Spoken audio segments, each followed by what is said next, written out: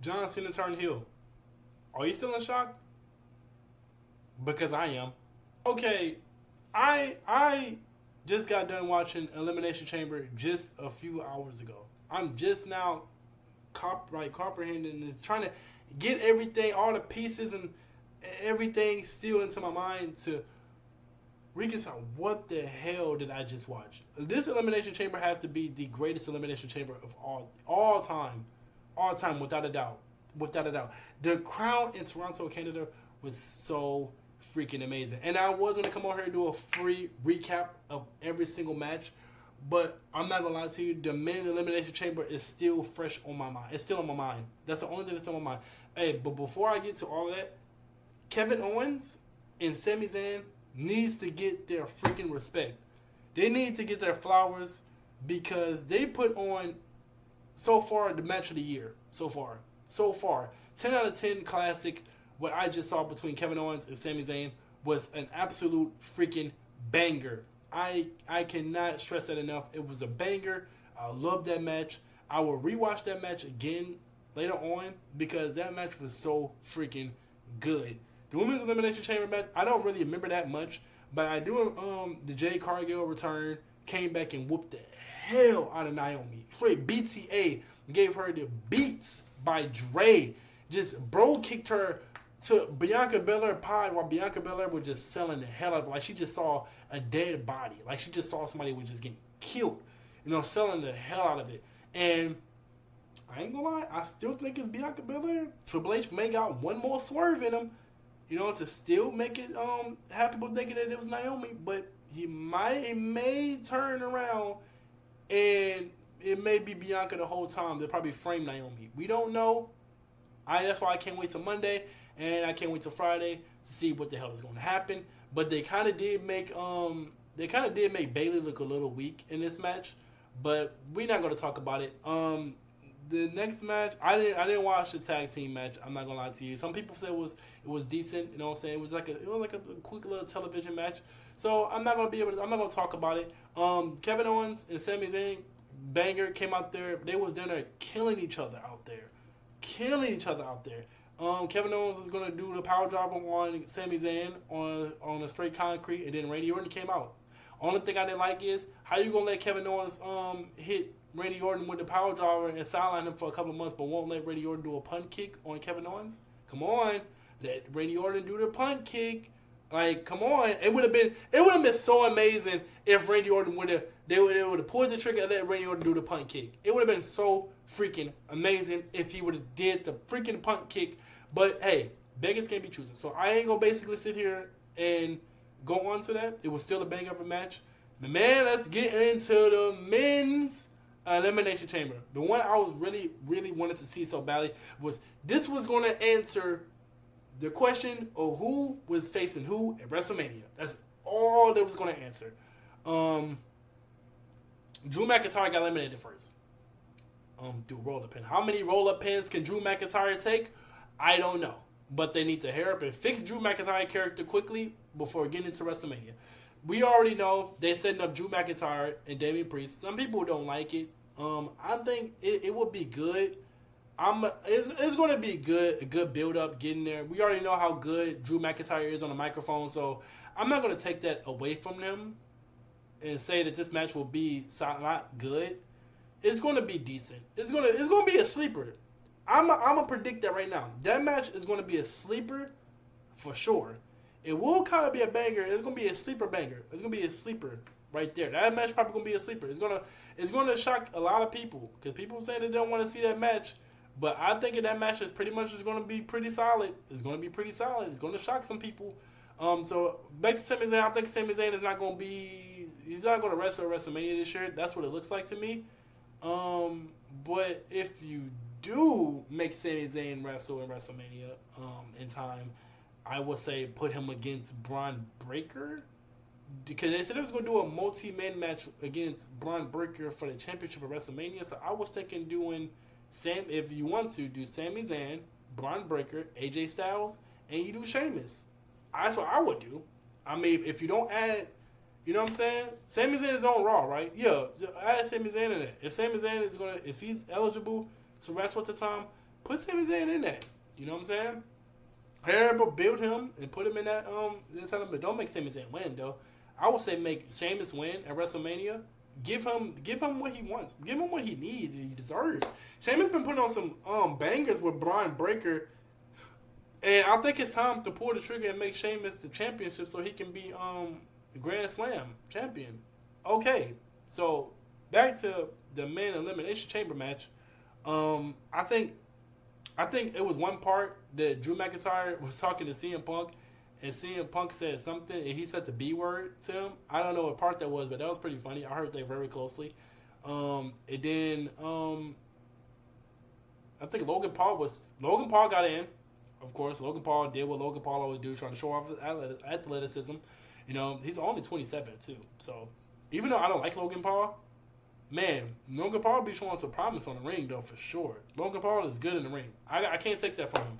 You know, even though I don't like him outside of WWE, but when he's in the ring, this man he's great. He's good. He was built for this. That's the crazy part. He shouldn't have been doing YouTube. He should have been there. Shouldn't just trying to do wrestling from the get go. He probably would have been hella respected if he just said forget YouTube from the beginning. And Vine, it just went straight to wrestling school. This man he's good in the ring. I can't take that away from him. CM Punk came in. He got his slap back on Logan Paul. Yeah, I mean, I was shocked. I was scared. Guys, I ain't gonna lie to you. I'm gonna be very honest with you. I thought that they was gonna pull the trigger and let John Cena go up against Logan Paul. At first, my heart dropped to my stomach at first because if John Cena would have lost this, I probably would have. I would have known that CM Punk was gonna win if John Cena would have lost this for damn sure. I don't think nobody else in that ring was going to win besides John Cena and CM Punk. Man, I just want to get to the juicy part, bro. Yeah, I'm gonna get to the juicy part. There's all three: Seth Rollins, John Cena, and CM Punk. John Cena and CM Punk had a little face off. Man, I ain't gonna lie, it took me back to my childhood, bro. 2011 through 13, their whole feud and then they hugged it out, and then they started scrapping. Man, I ain't gonna lie to you, the little match they put on for the fans, I ain't gonna lie to you, we need to see a full-fledged feud from both of them one last time. One more feud between both of them, because that little dispute they had, that little fight, man, it was so good. But Seth Rollins just can't get CM Punk out his head. It's like he's like the new version of Drew McIntyre at this point, where he just can't get that one person out his head. He's just still stuck on that person for some odd reason. He just can't get him out their mind. That's how Roman Reigns, if he sees Seth Rollins in the ring with him, he wouldn't even care about the opponent he's supposed to be fighting. He would go straight after Seth Rollins because it's something about that particular person is just still in his mind that he just can never get over it. And that's exactly how Seth Rollins is with CM Punk. Seth Rollins had a chance to attack John Cena and tried to put him out, but he instead wanted to go for CM Punk so badly, and CM Punk hit him with a GTS. John Cena hit him with an attitude adjustment. Boom, 1, 2, 3, got him up out of here. John Cena and CM Punk went on to start fighting again. John Cena kicked CM Punk onto the ropes. Next thing you know, Seth Rollins out the blue, curved some CM Punk, and one moment that I should have known that was so crazy about John Cena is John Cena capitalized off the fact that CM Punk just got attacked in the outside interference. Now, hold up a second. You probably saying, why did you think that was suspicious? Let's go back in time for a second. John Cena has never capitalized off a damaged opponent if they got attacked from outside interference. When John Cena was Money in the Bank winner, I think Big Show interfered and he hit CM Punk with his finisher, with the knockout punch. John Cena was the Money in the Bank winner. John Cena came out. John Cena had the Money in the Bank. He could have capitalized in cashing it in and easily winning the championship belt. But John Cena said, no, I will not cash this Money in the Bank in. I'm finna cash it in on Raw 1000 and for a full-fledged match. Let's go back even more. Money in the Bank 2011. When John Laurinaitis and Vince McMahon came out and Vince McMahon told him to hurry up and ring the bell, and John Laurinaitis was finna run to the bell and trying to ring it, John Cena came out the ring when literally he had him in the STF and clotheslined John Laurinaitis and looked at Vince McMahon and said, I'm not finna win this. I'm not finna win this match off no interference. I'm gonna win this the right way. And that's why when I looked at him when he did that in Elimination Chamber this year, I was like, that's very crazy because he did that without hesitation. He's grabbed him by his leg and put him in an STF. And while he was doing it, he was telling CM Punk, I'm sorry. While he was slowly going to sleep, put him to sleep, ringing the bell, I was happy that John Cena won. I didn't even think about the fact that he capitalized off CM Punk after Seth Rollins did what he did. Now, John Cena celebrating. You know, John Cena, he's just so good at selling. You don't even look at his facial expression and know that something is crazy finna happen. But then Cody Rhodes' music hit. Cody Rhodes came out, tried to congratulate John Cena, and then the Rock music, I think Travis Scott music came out first. Travis Scott music hit, and everybody on social media right now is just going off on Travis Scott, like, why the hell is Travis Scott even here? I don't know, but he was here, and I guess he's a part of the alliance with The Rock or something. So he comes out, The Rock comes out, aura just out of nowhere, and The Rock finally got to the damn point. The Rock has never gotten to the point in any situation in his promos. Like, The Rock would take 3 minutes to say the same thing over and over again before finally getting to the point. The Rock just smooth got to the point and says, hey, I gave you some days to think about it. I gave you a gift. And it's time to make your decision. Are you going to give me your soul and be my corporate champion? Or I'm going to make your life and live in hell. He didn't say the live in hell part, but we already know if Cody Rhodes say no, The Rock is going to make his life and live in hell going to WrestleMania. Cody Rhodes, fully flesh. I thought Cody Rhodes was finna give in. Cody Rhodes was like, I want all. I want it all, The Rock. I want to give you my soul. He didn't say that part. But I was like, damn, Cody's finna really do it. John Cena in the background just looked like, no, bro, I know you're not finna do it. Please don't do it. John Cena just the whole time in the background like, he's really finna sell his soul to The Rock? I thought so too. But then Cody Rhodes said, these people got my soul. The fans got my soul. I put my whole life, body on the line for them. I am their champion. I am not your champion. And then Cody Rhodes said something that I didn't even think that WWE had the balls to do, and they didn't do it. Cody Rhodes said, hey, Rock, go fuck yourself. I can cuss because we're 12 minutes in. He said, hey, Rock, go fuck yourself. And I was like, oh, they didn't censor it. They didn't bleep it. They didn't censor it out of nothing. Cody Rhodes fully fleshed. He's dropped the F-bomb. And I was like, oh, because The Rock, Rock, he can cuss sometimes. He can get away with it. But the fact that Cody said that with his chest out, he said, go fuck yourself. Go fuck yourself. Easily. And that was Cody Rhodes' biggest mistake. And that was his final role. That was his final words. While John Cena just hyped in the background, he's dapping up Cody Rhodes. He's like, hey, bro, that's some good stuff, boy. You sure got him with that one. Woo! He gives Cody Rhodes a hug. The Rock looks at John Cena. And John Cena, he went from so quickly. I was like, I know they're not about to do it. Rock said, and boo it. John Cena just he looked at him one last time. In his mind, he was like, I'm sorry.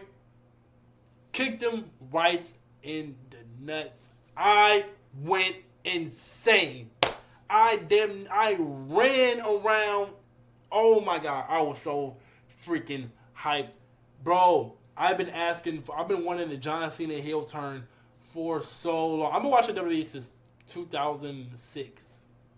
I've been watching WWE since 2006. When John Cena was already at the top of his game. He was already damn near. He was already prime. He was already in prime Cena mode already. So I watched John Cena through thick and thin. When John Cena, oh my God, I would say that the hardest years to watch John Cena had to be when he was in his orange and purple shirt phase. That was the hardest time to watch John Cena.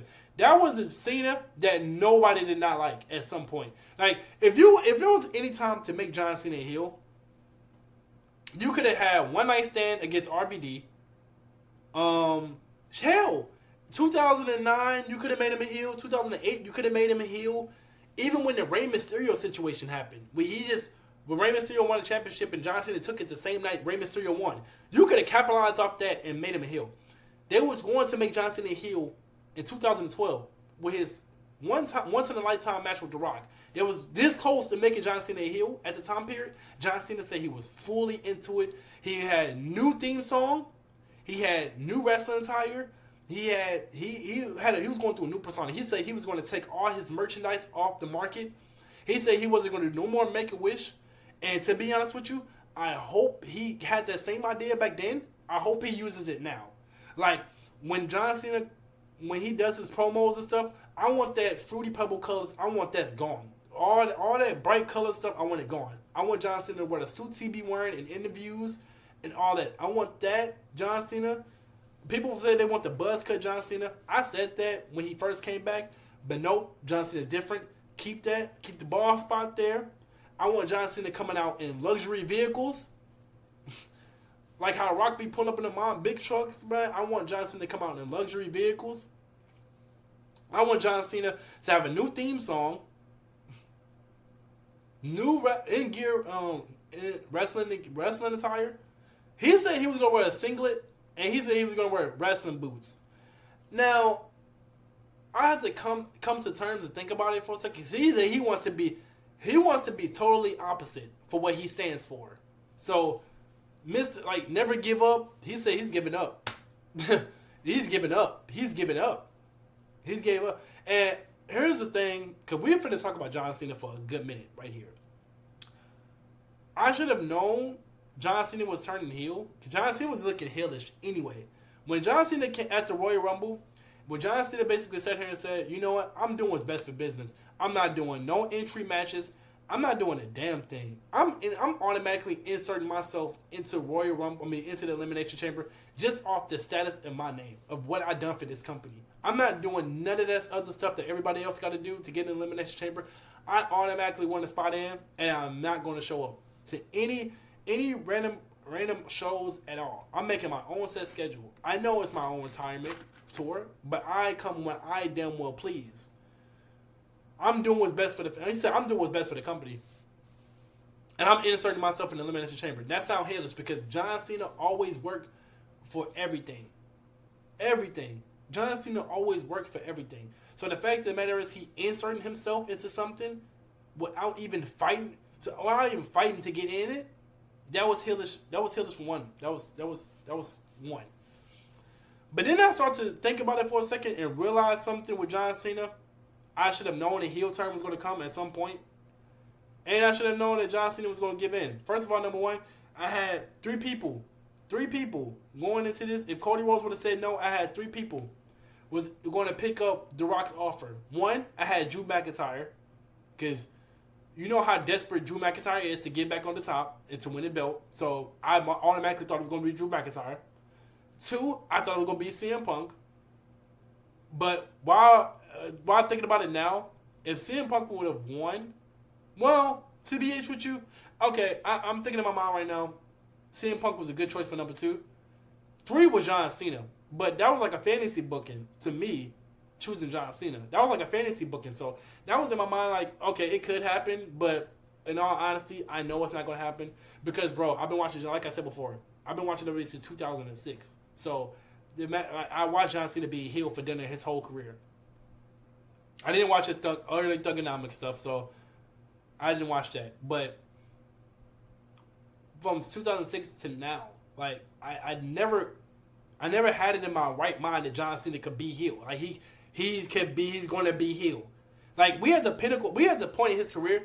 I thought it was never going to happen. Like John Cena just going to retire being a face, and that was just going to be it. Like he's going to win the belt in a face way. You know what I'm saying? Like in an SCFU way, and then John Cena just magically just breaks the record and becomes 17-time World Heavyweight Champion off of SCF, off pure babyface. But I did not think at one time that he was going to be a heel. People made speculations.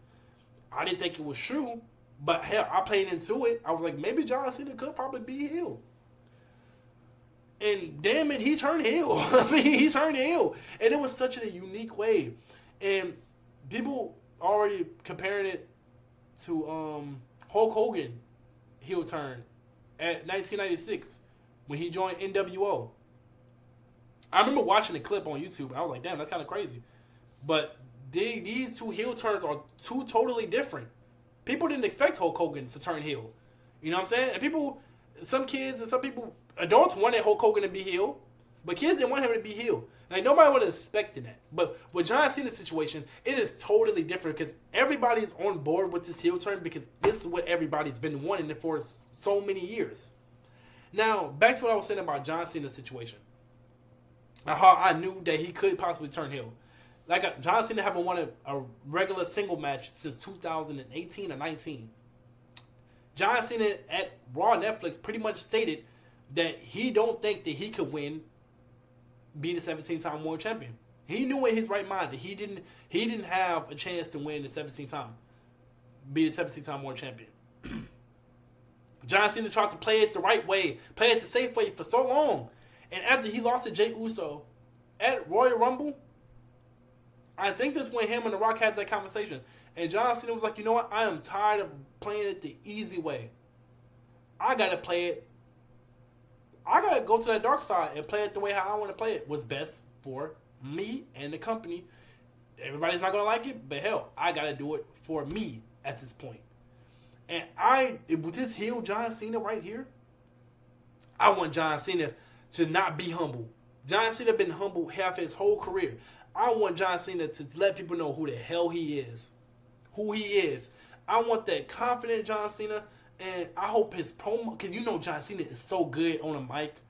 Oh my gosh, the promos that John Cena is going to have is finna be monumental. It's finna be so amazing, astronomical. I'm using big words that I don't even be using on a normal basis. So I know this is crazy. Like, John Cena, oh my gosh, I can't even get it out of my head to know that the fact that this man really just turned heel in the year of 2025. Like, this is absurd, bro. This is absurd. Like, and then it's the next question. Who is going to help Cody Rhodes? Last year you had Seth Rollins help Cody Rhodes. Now people are saying Roman Reigns can end up helping Cody Rhodes. Because I think that Roman Reigns probably would help Cody Rhodes. But in all honesty, I think we got our triple threat match between Roman, Seth, and CM Punk at WrestleMania. Because we know when Roman Reigns come back, he's going after Seth Rollins easily, of course. Like, why wouldn't he go after Seth Rollins? What he did to him at Royal Rumble.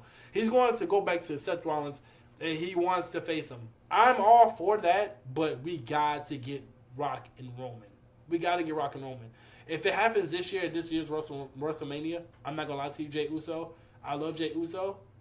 And Gunther, I love Gunther with everything. But we're going to have to move them to the side.